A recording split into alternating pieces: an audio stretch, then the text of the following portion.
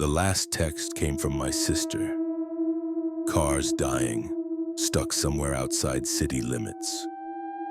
SOS, need gas. Quick panic was a cold knot in my stomach. The gas gauge was almost empty, but I slammed the accelerator, hoping to find anything on this desolate stretch of highway. That's when I saw it, a lone, flickering neon sign swallowed by a wall of fog. GAS. It was just a single pump, an old kiosk with barred windows and a flickering floodlight that barely cut through the oppressive mist. The air was thick, heavy, and smelled faintly of ozone and something metallic like stale blood. I pulled up to the pump, engine sputtering, and killed the lights. The silence that followed was absolute, broken only by the drip of moisture from the kiosk roof. On the pump's nozzle holster, a grease-stained laminated card was taped. My name was scrawled on it with a thick permanent marker. Rule 1. Never check your phone at the pump. The signals here draw unwanted attention. My phone buzzed in my pocket. It was her, my sister. I hesitated, thumb hovering over the screen, then forced my hand down. The fog around the pump seemed to thicken, pressing in. As I started to pump the gas, the static of an old radio drifted from the kiosk. A woman's voice, low and distorted, began to speak. Local reports of increased disappearances in the fog-bound sectors. Avoid unlit areas. Do not engage with apparitions. The card in my hand felt clammy. New words bled through the grease. Rule 2. If the radio speaks, do not listen to its warnings. They are meant to confuse you. The voice grew louder, morphing into a guttural growl, then a desperate scream echoing inside my head, trying to make me drop the pump. I clamped my teeth, focused on the gauge, and waited for it to click. At 12:45 a.m., the pump clicked, full. I replaced the nozzle. As I turned to walk to the kiosk to pay, the fog shifted, revealing something at the edge of the weak light. A silhouette. It was impossibly tall, unnaturally thin, standing perfectly still by the tree line. It wore no distinctive clothes, just a dark, indistinct form. The card seared my palm. Rule 3. Do not look directly into the fog. If you see shapes, do not acknowledge them. They are only projections of your fear. I kept my gaze rigidly fixed on the flickering neon sign of the kiosk, forcing myself to walk, my heart hammering against my ribs, convinced the silent figure was mirroring my steps just beyond my periphery. I reached the kiosk door. It was locked, of course, a small slot for cash payments. As I reached for my wallet, the glass of the door began to fissure silently, tiny cracks spreading from a central point like a spider web. The card shook violently, the ink spreading. Rule 4. If the glass cracks, do not attempt to pay. Whatever caused it is demanding a different kind of payment. I backed away, fumbling for my keys, leaving the money in my pocket. The cracking sped up, the entire pane becoming a white mosaic. By 1:30 a.m., I was back in my car, engine idling. The headlights cut dull, sickly yellow holes in the fog. From the passenger seat, I saw it, a single small handprint on the condensation of the window. A child's hand. The card pulsed against my fingers. Rule 5. Never drive alone. If a handprint appears on the passenger window, do not look at it. It wants a ride.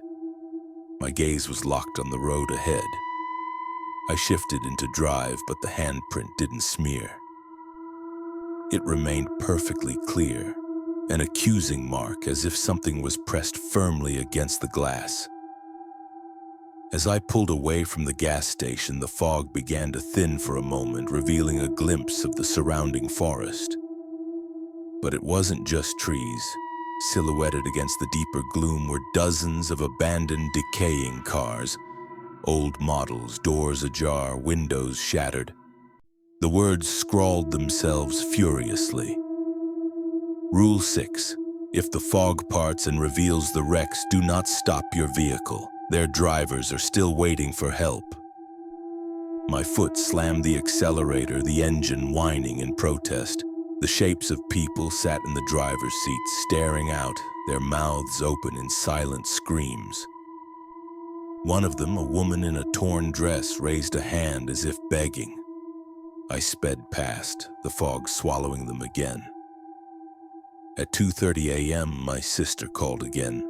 My phone buzzed in the cup holder. I remembered Rule 1, but this was her. I answered. Her voice was a rasp, distorted, broken by static. He helped me, so cold, just need a ride. But the words felt wrong. Too slow, too flat. The card burned in my palm. Rule 7. If a loved one calls from the fog, do not acknowledge their plea. It is not their voice. Hang up immediately. My thumb hovered over the end call button. The voice on the other end began to whisper my name, drawing it out, syllable by syllable, chilling me to the bone. I forced my hand down, ending the call, throwing the phone onto the passenger seat as if it were burning.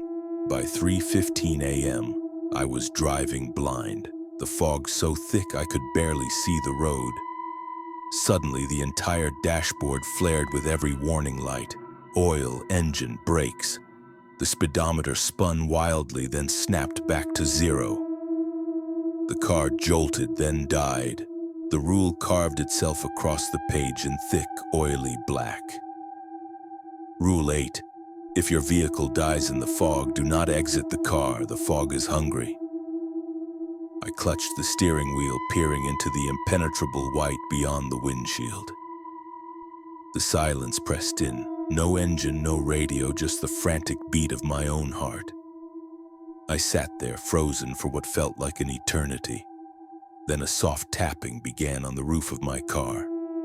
Light, rhythmic like raindrops, but the air was still. It moved to the windshield, then the hood, surrounding me. The card pulsed violently. Rule 9. If you hear tapping on the vehicle, do not look up. Whatever is trying to get in does not have a face you recognize. I buried my face in my arms, pressing against the steering wheel, trying to block out the relentless tapping that grew heavier, faster, coming from all sides, as if dozens of unseen entities were pressing down on the car, trying to find a way in. Finally, the sun began to break through. Faintly at first, then a slow, golden light piercing the dense white fog. The tapping stopped. The final words appeared, burning into the page. Rule 10. When the sun rises, exit your vehicle and walk. Do not look for the road you came from. It is gone. I stumbled out of the car, eyes scanning the melting fog. The gas station was nowhere in sight. The road I'd driven on had vanished. All that remained was a winding dirt path leading deeper into the forest. I took a deep, shuddering breath and started walking. I walked for what felt like hours, the sun growing brighter until I finally reached a small, forgotten town. I found a diner, ordered coffee, and tried to forget the night. But sometimes when the fog rolls in, I hear it. The faint, distorted static of a radio. And I feel the phantom touch of tiny fingers on my window, begging for a ride. And I know one thing for certain, I never found my sister.